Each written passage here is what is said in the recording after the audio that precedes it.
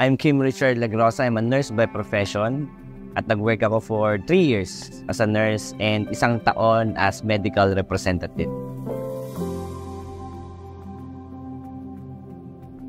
Plano ko talaga sa buhay is maging isang OFW, magtrabaho specifically sa London kasi nandun yung mga relatives ko. Actually, lahat settled na. Nagkaroon lang ng something doon sa placement fee. Habang naghihintay ng pera, doon dumating yung opportunity na ginagawa ko ngayon na sabi ko sarili ko, kung kikitain ko din pala dito sa Pilipinas yung possible na kitain ko abroad, nakasama ko yung family ko, sabi ko kung may ganong opportunity, mas yun ang pipiliin ko. Meron community na tumulong sa akin na turuan ako kung paano maging isang businessman, paano maging isang entrepreneur, especially sa online platform. Hanggang eventually nakuha ko siya at naintindihan ko, kaya ito na rin talaga yung pinili kong career.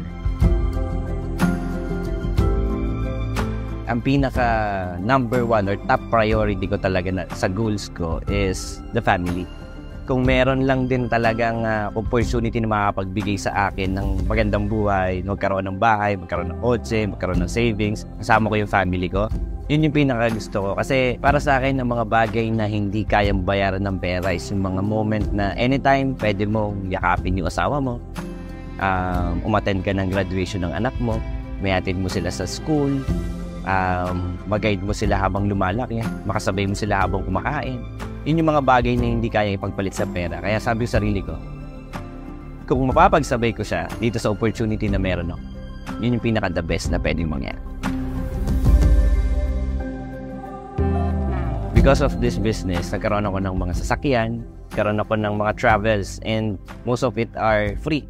At ang pinaka sobrang na-appreciate ko, yung target goal ko na income as nurse kung mag-OFW ako, nalagpasan na ng kinikita ko dito sa negosyo. At ang napakalupit, ngayon, nakuha ko na etong isa sa pinakamalaking pangarap namin ng family ko, ang aming brand new house and lot.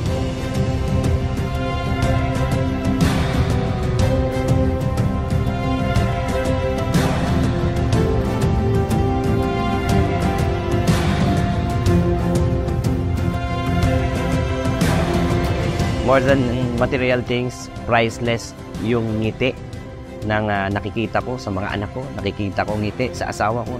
Yun yung pinakamasarap at sarap tingnan, yung ganong feeling.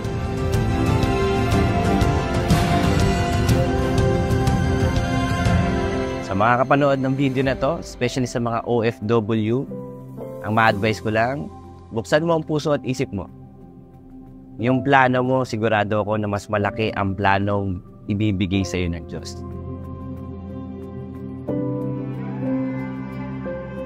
Kaya masasabi ko sa mag-asawa dyan, support your partner. Kasi kung di ko siya sinuportahan, wala kaming magiging ganitong kagandang bahay. Kaya naniniwala ako na isang matapang na desisyon lang ang kailangan para maging susi sa maganda nating kapalaran. Kaya kung may magandang opportunity, sumubok ka.